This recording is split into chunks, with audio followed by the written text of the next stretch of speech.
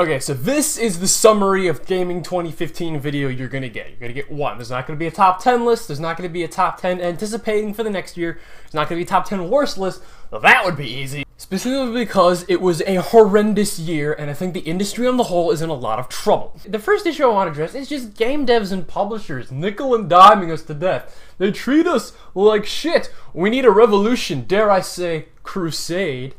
We need to uprise. We need to fight against them. Batman Arkham Knight had a $40 season pass and they didn't even tell you what was in it. Battlefront had a $50 season pass for a game that came incomplete on arrival. Rainbow Six Siege is full of microtransactions. Call of Duty is full of microtransactions. Halo's full of microtransactions. Rainbow Six Siege is packaging a $20 game for $60.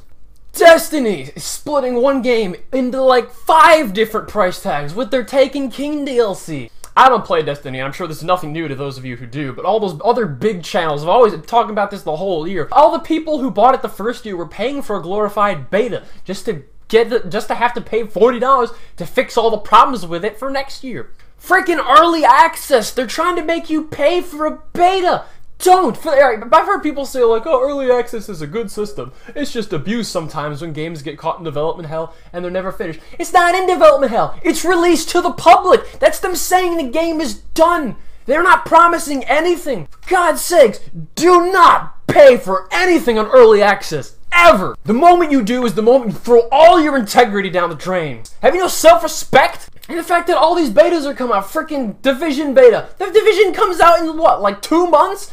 It's a demo! It's a demo! It's not a beta! It's a demo! Rainbow Six Siege had 2 betas, and the final product is basically still a beta. EA, Activision, Ubisoft, and Microsoft are they can just go to hell. They're the most evil corporations out there, who'd freaking charge us to breathe if they could. I'm not really gonna get into the way actual gamers themselves are responding to things, you know, Gamergate and all that. That's not really the point of this video. That doesn't infuriate me nearly as much as it coming from the other side. Like, controversy for the sake of controversy is just stupid. Like that hatred game, I couldn't give 2 shits about that. Also, game critics, game journalisms, IGN, GameSpot, all those big gaming media outlets should be independent from all these evil publishers. But they're not. You can't simultaneously advertise for a game and then give an unbiased review of it. First of all, there's a difference between subjective and biased. Every review is subjective. The moment you say good or bad, some people are like, oh, thank you for your objective reason. I'm like, I appreciate this for it, but that's not what I do. The moment you say good or bad, a review becomes subjective.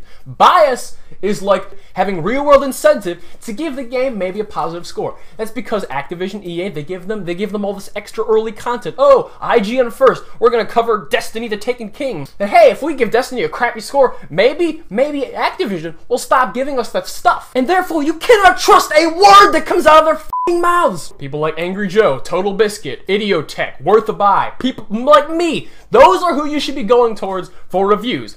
I don't even get review copies, and you think I'm gonna be even the slightest bit biased on the side of the game. And they put up videos like the Halo 5 is breaking records to try to make Halo look good. They put up a video called How Metal Gear Solid Does Open World Right. These are advertisements for the games. Through and through. That's all they are. And my point is just proven with the constant 9s and 10s that they shell out. The Witcher 3, you know what? You're even allowed to like The Witcher 3. But if you think it's a masterpiece of gaming, it's the standard game should be held to, or that it's just one of the best games you've ever played, 10 out of 10, you're a f***ing idiot! There are 3 types of people who don't have a problem with the movement or the combat in The Witcher. You either A, love the rest of the game so much that you're lying to yourself and in denial, B, simply too stupid or just inexperienced in gaming to notice, or C, you do notice and you just don't care. And all 3 of those are equally condemnable. No reviews, not a single review mentioned the combat or the movement. It sucks, it is abysmal, and it is unacceptable. The game plays like ass. I have 28 minutes of video explaining why, if you want more. And then they just give it Game of the Year, Game of the Year, Game of the Year. What is the point of having like 40 or 50 different game journalism reviews of different opinions and sides when they all give it the same score? 2015 is the year of lacking game fundamentals. People are going to look to games like The Witcher, games like Metal Gear Solid, which is the second half of Metal Gear Solid, is the first half on New Game Plus. Not to mention that the first half was really repetitive and tedious anyway. We look at people intentionally slowing down the movement speed to draw out your game. Everybody's gone to the rapture. Until Dawn. Games where a sprint button is just a foreign concept. We get games that are full of bugs and glitches. You know, Fallout 4 isn't even that big of a problem. It makes your studio look kind of amateur, but it doesn't actually impact the game when the subtitles and the lines don't match. But freaking Rainbow Six Siege, where you can't even move without teleporting around the map? Well, you're constantly disconnected, and it takes forever to get into a match because Ubisoft imports servers from freaking Baghdad. You look at Batman Arkham Knight, which was ported to PC in 8 weeks by 12 people. A AAA game which had like freaking hundreds of millions of dollars behind it. Somebody thought they could do that in the amount of time. I don't even play games primarily on PC, but God help those who do. I threw my pen. Damn it, now I gotta walk over there to pick it back up. We have just the laziest amount of effort thrown into creativity and new ideas of writing and acting. You look at Assassin's Creed and Call of Duty, rehashing the same garbage they've been doing for years. Hell, even look at Batman Arkham Knight. Batman Arkham Knight was my most disappointing game of 2015, simply because Arkham City was one of my favorite games of all time. Now, Arkham Knight, on an actual like game mechanics level, doesn't suffer from any of these other problems. It's a competent game on its own, but the story itself is just like underwhelming and lazy and has no new ideas into it at all. I reviewed 18 different games this year, 5 of which had positive scores. 8, 9, 10, 11, 12, 13. 13.